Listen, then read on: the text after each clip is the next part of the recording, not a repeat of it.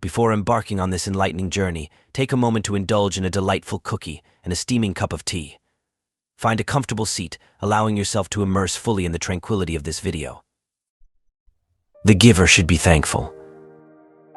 While Shiatsu was the master of Engaku and Kamakura, he required larger quarters, since those in which he was teaching were overcrowded.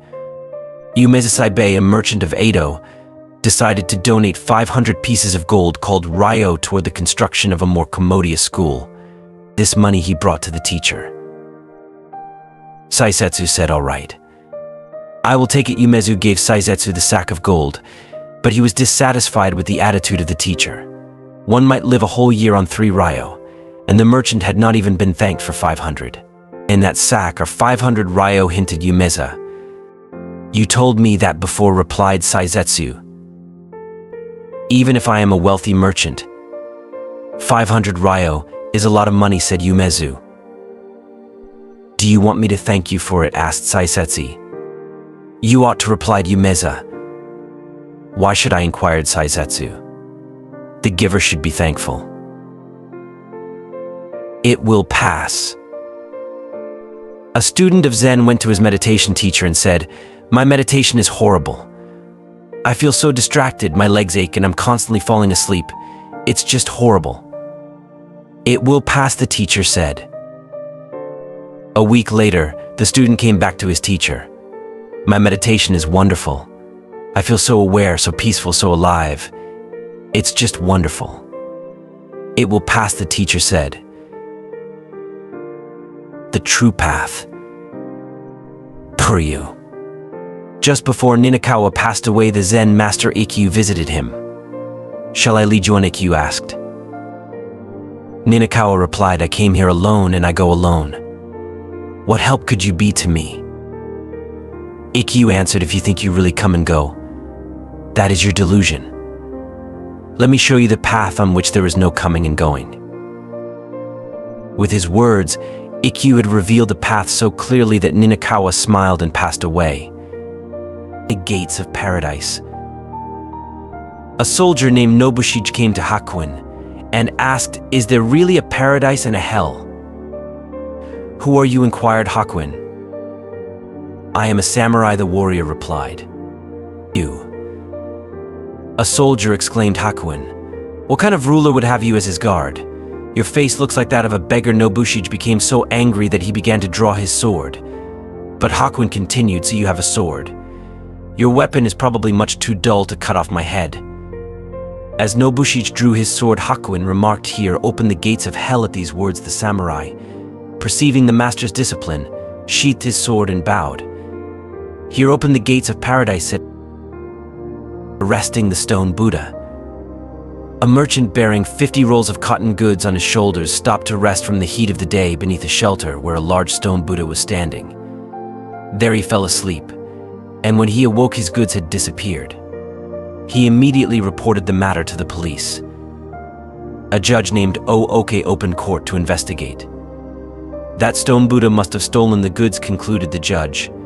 "He is supposed to care for the welfare of the people, but he has failed to perform his holy duty." The police arrested the stone Buddha and carried it into the court. A noisy crowd followed the statue, curious to learn what kind of sentence the judge was about to impose. When Ooke appeared on the bench, he rebuked the boisterous audience. "What right have you people to appear before the court laughing and joking in this manner? You are in contempt of court and subject to a fine and imprisonment." The people hastened to apologize. "I shall have to impose a fine on you," said the judge, "but I will remit it provided each one of you brings 1 roll of cotton goods to the court within 3 days. Anyone failing to do this will be arrested." One of the rolls of cloth which the people brought was quickly recognized by the merchant as his own, and thus the thief was easily discovered. The merchant recovered his goods, and the cotton rolls were returned to the people. Soldiers of humanity. Once a division of the Japanese army was engaged in a sham battle, and some of the officers found it necessary to make their headquarters in Gassen's temple. Gassen told his cook, "Let the officers have only the same simple fare we eat." This made the army men angry, as they were used to very deferential treatment. One came to Gassan and said, "Who do you think we are? We are soldiers, sacrificing our lives for our country. Why don't you treat us accordingly?" Gasan answered sternly, "Who do you think we are? We are soldiers of humanity, aiming to save all sentient beings." Gudo and the Emperor. The Emperor Goyoze was studying Zen under Gudo. He inquired, "In Zen, this very mind is Buddha. Is this correct?" Gudo answered, "If I say yes, you will think that you understand without understanding. If I say no, I would be contradicting a fact which you may understand quite well." On another day, the Emperor asked Gudo, "Where does the enlightened man go when he dies?" Gudo answered, "I know not."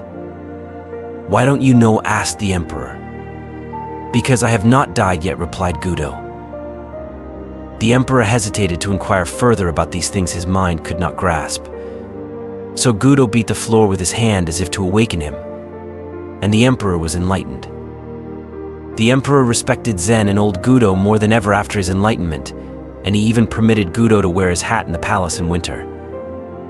When Gudo was over 80, he used to fall asleep in the midst of his lecture, and the Emperor would quietly retire to another room so his beloved teacher might enjoy the rest his aging body required. In the hands of destiny. A great Japanese warrior named Nobunaga decided to attack the enemy, although he had only 1/10 the number of men the opposition commanded. He knew that he would win, but his soldiers were in doubt. On the way, he stopped at a Shinto shrine and told his men, "After I visit the shrine, I will toss a coin. If heads comes, we will win. If tails, we will lose. Destiny holds us in her hand." Nobunaga entered the shrine and offered a silent prayer. He came forth and tossed a coin. Heads appeared. His soldiers were so eager to fight that they won their battle easily. "No one can change the hand of destiny," his attendant told him after the battle. "Indeed not," said Nobunaga, showing a coin which had been doubled, with heads facing either way. K-lling. Gasan instructed his adherents one day, "Those who speak against killing and who desire to spare the lives of all conscious beings are right. It is good to protect even animals and insects. But what about those persons who kill time? What about those who are destroying wealth? And those who destroy political economy? We should not overlook them. Furthermore, what of the one who preaches without enlightenment? He is killing Buddhism." Buddha Zen. Buddha said, "I consider the positions of kings and rulers as that of dust motes. I observe treasures of gold and gems as so many bricks and pebbles. I look upon the finest silken robes as tattered railroad, and the greatest lake in India as a drop of oil on my foot. I perceive the teachings of the world to be the illusion of magicians. I discern the highest conception of emancipation as a golden brocade in a dream, and view the holy path of the illuminated ones as flowers appearing in one's eyes. I see meditation as a pillar of a mountain, nirvana as a nightmare of daytime. I look upon the judgment of right and wrong as the serpentine dance of a dragon, and the rise and fall of beliefs as but traces left by the four seasons. The most valuable thing in the world." Sozan, a Chinese Zen master, was asked by a student, "What is the most valuable thing in the world?" The master replied, "The head of a dead cat." "Why is the head of a dead cat the most valuable thing in the world?" inquired the student. Sozan replied, "Because no one can name its price." Learning to be silent. The pupils of the Tendai school used to study meditation before Zen entered Japan. 4 of them, who were intimate friends, promised one another to observe 7 days of silence. On the first day, all were silent. Their meditation had begun auspiciously, but when night came and the oil lamps were growing dim, one of the pupils could not help exclaiming to a servant, "Fix those lamps." The second pupil was surprised to hear the first one talk. "We are not supposed to say a word," he remarked. "You two are stupid. Why did you talk?" asked the third. "I am the only one who has not talked," concluded the fourth pupil. The Blockhead Lord. 2 Zen teachers, Daigu and Gudo, were invited to visit a lord. Upon arriving, Gudo said to the Lord, "You are wise by nature and have an inborn ability to learn Zen." "Nonsense," said Daigyu. "Why do you flatter this blockhead? He may be a lord, but he doesn't know anything of Zen, so instead of building a temple for Gudo, the Lord built it for Daigyu and studied Zen with him." "Show me your temper." A Zen student came to Banki and complained, "Master, I have an ungovernable temper. How can I cure it?" "You have something very strange," replied Banki. "Let me see what you have." "Just now I cannot show it to you," replied the other. "When can you show it to me?" asked Banki. "It arises unexpectedly," replied the student. Then concluded Banki, "It must not be your own true nature. If it were, you could show it to me at any time.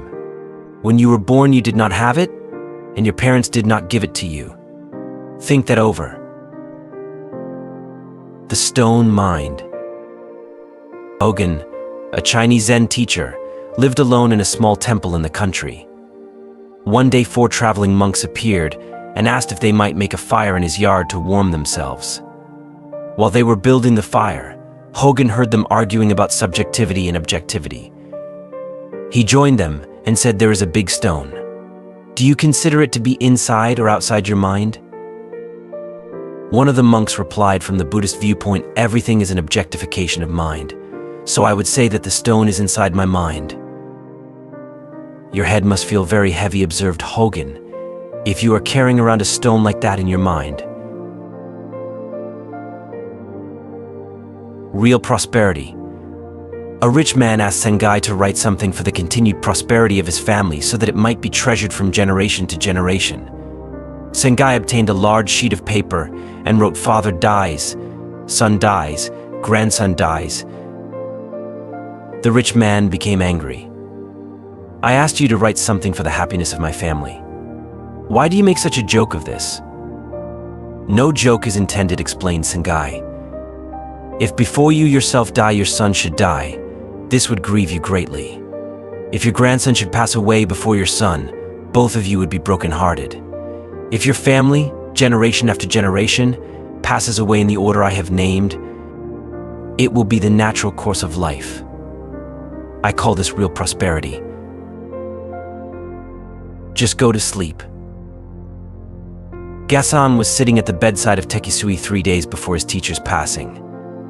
Tekisui had already chosen him as his successor. A temple recently had burned and Gasan was busy rebuilding the structure. Tekisui asked him, "What are you going to do when you get the temple rebuilt?" "When your sickness is over, we want you to speak there," said Gasan. "Suppose I do not live until then?"